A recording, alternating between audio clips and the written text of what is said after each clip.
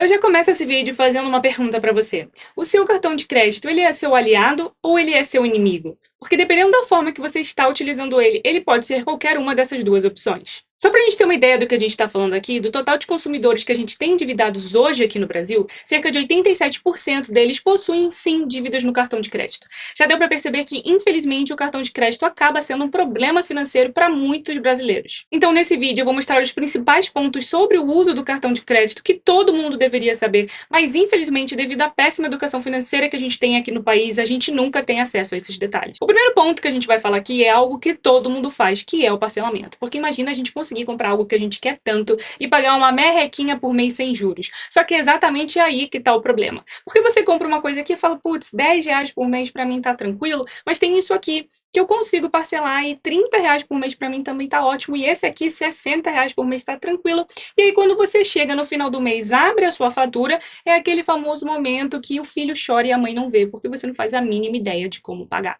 Só que aí, infelizmente, você não tem saída, você precisa arranjar alguma forma de pagar essa fatura, e quando você abre o seu aplicativo para poder pagar a fatura, você percebe que o banco ele é muito seu amigo e fica até assustado, porque você vê uma coisa chamada pagamento mínimo, e você vê que uma fatura de R$ 2.000 você consegue pagar só 600, e você pensa, caramba, o banco ele é até legalzinho, né? Ele não é tão malvado assim com a gente, ele tá deixando aqui eu fazer um pagamento mínimo e pagar o resto depois. Só que a gente precisa atentar a uma coisa muito importante quando a gente fala de pagamento mínimo. Abrindo aqui a minha fatura, no caso a minha última fatura que acabou de vencer, a gente pode ver que se caso eu fizesse o pagamento mínimo, eu teria belíssimas opções de parcelamento aqui disponíveis para mim, porque o banco ele é muito meu amigo, né? Então, indo para a melhor opção, que seria a opção sem seguro, a gente pode ver que seria uma taxa bem tranquila, uma taxa de 289% ao ano. E indo para a opção com seguro, essa taxa iria de 442%, podendo chegar até 535% ao ano. Então, gente, a gente consegue ver que o banco ele é realmente muito nosso amigo,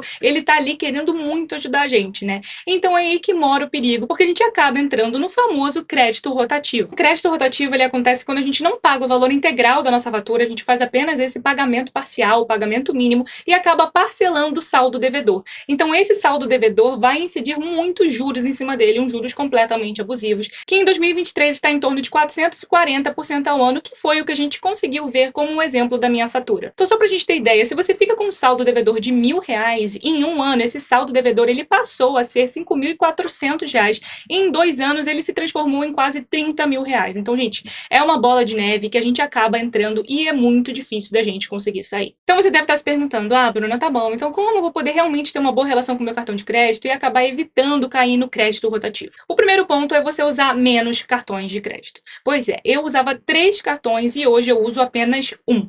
É regra, então, todo mundo tem que usar só um cartão de crédito? Não, eu tô falando do que eu fiz na minha própria vida, que me ajudou a ter uma melhor relação com o cartão de crédito. Mas por que ter apenas um cartão? Porque, primeiro, eu tenho um controle financeiro muito melhor, porque eu abro um aplicativo e vejo literalmente tudo que eu gastei ali. Porque quando a gente tem mais de um cartão, a gente olha os cartões separadamente e se ilude achando que tem pouca coisa. Porque você abre um cartão, ali só tem 100, tá tranquilo, olha no outro, aqui só tem 200, tá tranquilo, né? Você tem aquela visão parcial de cada um, mas quando você pega e soma os 3, você acaba se assustando no final do mês, porque você não imaginava que teria gasto tanto dinheiro assim. Então, ter um cartão de crédito só me permitiu ter um controle financeiro melhor do que eu tô gastando e ter uma visão melhor com quais itens eu tô gastando. Então, isso para organização e evitar que a gente acumule coisas desnecessárias, né? Que a gente passe do limite, é um ótimo ponto que a gente pode introduzir na nossa vida. O segundo ponto que eu implementei foi o teto de parcelamento, porque todas as minhas compras parceladas eu tenho anotado a data de início do pagamento, a quantidade de parcelas, o valor de cada parcela, quando termina o pagamento dessa compra. Então, quando eu abro a minha fatura, eu preciso ter no máximo 4 compras parceladas. Eu não me permito ter mais do que isso, justamente para eu não ficar gastando com coisa desnecessária, parcelando aqui, parcelando ali, e no final ter muita coisa para pagar. Então, eu tenho 4 compras parceladas, terminei de pagar uma, fiquei com 3, já vou sair comprando outra? Não, caso eu precise realmente comprar alguma coisa, eu me permito parcelar mais uma vez. A gente precisa ter esse critério, a gente precisa ter essa autoanálise pra gente não sair que nem um louco aí parcelando e depois ficar sem saber como pagar a nossa fatura no final do mês. A terceira coisa que eu evito de fazer com o meu cartão de crédito é parcelar compras essenciais. Então, aquelas compras que a gente sabe que a gente precisa fazer todos os meses, seja mercado, feira, medicamento, aqueles itens que são extremamente essenciais, se a gente acabar parcelando eles, isso vai virar uma bola de neve muito rápido. Então, fuja, assim, se você pode, nunca faça isso, porque isso vai te trazer problema. Então, só pra gente usar como um exemplo, imagina que eu, Bruna, gasto R$ 600 por mês com o mercado. E nesse primeiro mês eu parcelei em 3 vezes, me deu um baita alívio, eu vou pagar só R$ 200 ali no próximo mês. Só que aí chega no próximo mês, eu já tenho R$ 200 na primeira parcela que eu parcelei, mas eu já tenho uma nova compra pra fazer de R$ 600. No segundo mês, eu já vou ter duas parcelas de R$ 200 mais uma nova compra de R$ 600. Então, eu já tenho que pagar R$ 400 de parcela, mais 200 que eu vou parcelar. Então, gente, isso vai virar uma bola de neve que depois a gente não vai saber como pagar. É muito importante que a gente pague sempre à vista no crédito. Mesmo que você pague no crédito, nunca parcele uma compra que você saiba que você tem que fazer todos os meses. Só que existem parcelamentos que até fazem sentido. Vamos supor que a sua casa ela não é aquele gás, né, encanado. Ele é o botijão de gás que você tem que comprar. Só que quando você compra um botijão de gás, ele consegue durar 2, 3 meses ali. Você tem aquela média que dura 2 meses para sua família. Então, se você parcelar ele em 2 vezes, até que não teria problema, porque quando for necessário você comprar o próximo botijão de gás, você já vai ter quitado o último. Então, você nunca vai ter uma parcela se sobrepondo à outra. E isso automaticamente consegue te aliviar um pouco no seu orçamento mensal. Tem parcelamentos que fazem sentido, que a gente consegue se aliviar e não se embolar com o efeito bola de neve. O mundo ideal do parcelamento, aquele conto de fadas, é a gente comprar um item parcelado já tendo aquele dinheiro guardado. Então, vamos supor que você precisa de uma geladeira que custa hoje R$ 2.000 e você já tem aqueles R$ 2.000 guardados. Você chega na loja, pergunta se tem algum desconto, pagar à vista e descobre que não tem desconto nenhum, continua sendo R$ 2.000 se você pagar à vista, e se você parcelar, você consegue parcelar em 10 vezes sem juros, tá? Muito importante, você consegue parcelar sem juros. Então, para você é muito mais válido você deixar esse dinheiro guardado e fazer uma compra parcelada, até porque no mundo ideal, você tem esse dinheiro para fazer essa compra e você deixa ali rendendo bonitinho e só vai tirando aquelas parcelas para poder pagar todos os meses. Só que além de você estar fazendo isso, você precisa ter muito autocontrole também, porque você vê R$ 2.000 ali parados e não tocar, você precisa ter uma mentalidade bem forte, porque a maioria não consegue fazer isso. Ela vai ver R$ 2.000 ali parados, vai pegar e vai gastar. Só que você precisa ter na sua cabeça que aqueles R$ 2.000 eles já foram gastos, ele só tá ali porque você não conseguiu um desconto maior pagando à vista. Só que saindo um pouco do mundo encantado, qual é a realidade de muitas pessoas? Eu preciso de uma geladeira, eu não tenho R$ 2.000 guardados, eu vou pegar o meu cartão e vou parcelar. Isso é o que infelizmente acontece com muitas pessoas.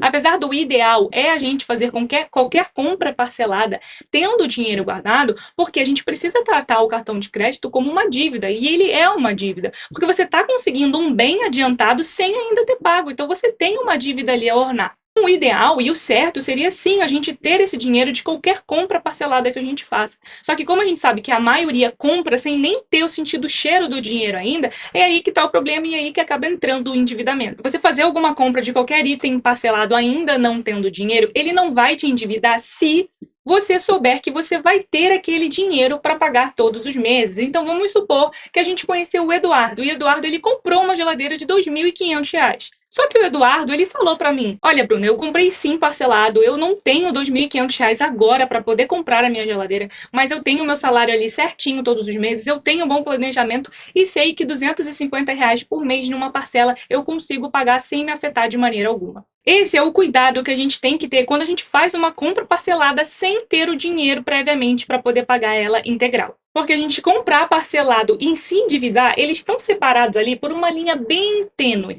Então, caso a gente não tenha um planejamento financeiro, de ter noção se a gente tem condição de arcar com essa nova compra parcelada, gente, qualquer um se endivida, seja eu ou você. A gente precisa ter um planejamento financeiro, a gente precisa anotar tudo que entra e tudo que sai e ter noção de todas as nossas dívidas, de tudo que a gente tem para pagar. Até porque, convenhamos, a gente sabe que tem dois tipos de endividado. Tem aquele endividado que realmente acabou ficando porque precisou fazer alguma compra essencial e no final não teve condição de comprar. Não é aquela pessoa que sai comprando descontroladamente, mas a gente tem aquele segundo tipo de endividado que ele se endivida simplesmente porque ele não tem controle financeiro. Ele sabe que se ele tiver um cartão de crédito na mão, ele vai sair comprando porque é uma parcelinha aqui, é uma blusa nova ali, é um shopping com os amigos aqui. Então, a pessoa tem um puro descontrole financeiro. Então, a gente precisa se atentar qual é o nosso perfil. Se a gente sabe que se a gente realmente não tem um controle com o cartão de crédito, cara, tu precisa fazer um esforço esforço para mudar. Porque uma coisa é a gente acabar se endividando porque a gente não tem condição de comprar algo essencial, né? Que infelizmente é o que acaba acontecendo com a grande maioria dos brasileiros. Agora, a gente se endividar por puro descontrole, a gente pode muito bem evitar isso. Então, tente criar hábitos financeiros saudáveis para você. Tem vídeos aqui no canal que falam melhor sobre isso, de como a gente pode ter um melhor planejamento financeiro, para a gente evitar cair nas dívidas, ou se caso a gente já esteja hoje com dívidas, a gente consiga se planejar de forma realista e sair delas de uma vez por todas. E se caso hoje você já tenha caído no crédito rotativo e esteja tentando sair dessa situação, segue algumas dicas que com certeza vão te auxiliar de alguma maneira. A primeira é óbvia e desculpe falar isso. Pare de usar o seu cartão de crédito se você já caiu no crédito rotativo. Você conseguir cessar os seus gastos e você conseguir gastar o dinheiro que você realmente tem, vai fazer você se organizar melhor. Por quê? Porque o cartão de crédito, ele ilude não só você, mas ele ilude todo mundo. Porque quando a gente vê o nosso limite, a gente pensa, caraca, eu tenho isso tudo para gastar. Às vezes o que tem pra gente gastar de limite é maior do que o nosso próprio salário. Só que não, você não tem esse dinheiro todo para gastar, porque esse dinheiro não é seu. Esse dinheiro tá ali para você poder gastar e gerar dívida para você. Então, parar de usar o cartão de crédito vai fazer você gastar aquilo que realmente tá no seu bolso. Você não vai ficar se iludindo com um limite que é muito mais do que você realmente ganha por mês.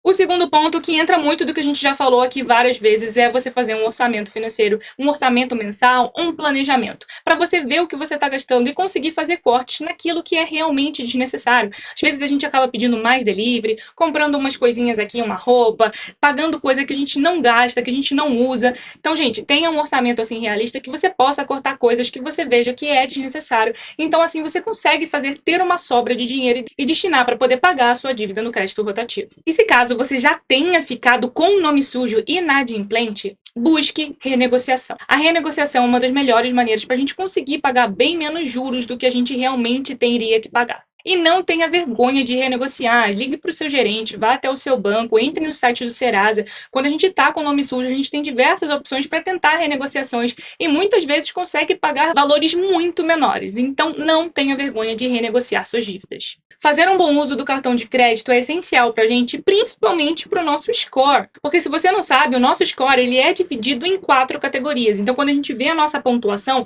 ela é baseada nessas 4 categorias. 55% do peso do nosso score que a gente vê no Serasa é o nosso compromisso com crédito. Ele está relacionado com o pagamento em dia das nossas faturas de cartão de crédito, dos nossos financiamentos, dos nossos empréstimos. Então, tudo que a gente tem como dívida, tudo aquilo que a gente consegue pagar em dia, ele vai ter 55% de peso no nosso score. E já que a gente está falando aqui de pagamento, muitos se perguntam se existe uma data assim boa ou a melhor data que a gente possa pagar na nossa fatura que vai influenciar no nosso score. E a gente pode ver que no próprio site do Serasa informa que independentemente de você pagar antes do vencimento da sua fatura ou você pagar no dia do vencimento da sua fatura, isso não vai ter influência alguma no seu score. Então, através do que o próprio Serasa informa pra gente, a gente consegue tirar como conclusão que não existe uma melhor data para pagar a nossa fatura. Contanto que a gente pague ela em dia, seja no dia do vencimento ou antes do vencimento, o que importa é que a gente é um bom pagador e não pague ela atrasado. Porque caso a gente pague atrasado, sim, isso vai acabar influenciando negativamente. Tem muitas pessoas que pagam antecipadamente para poder se organizar melhor, e isso aí, ok.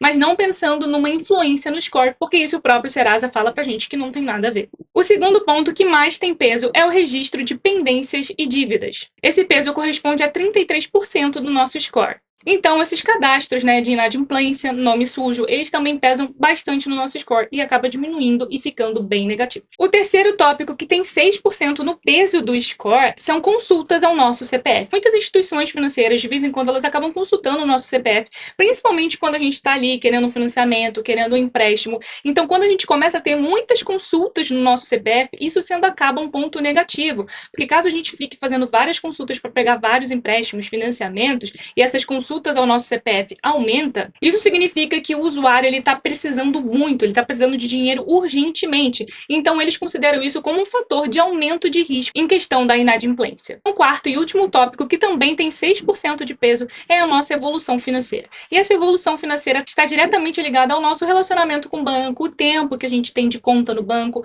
o tempo que a gente usa um cartão de crédito. Quanto maior for o tempo que você usa o mesmo cartão de crédito, quanto maior for o tempo que você tem a conta num banco, a sua evolução financeira ela é impactada positivamente. E para você, o que você considera um aspecto muito importante para você conseguir fazer um bom uso do seu cartão de crédito?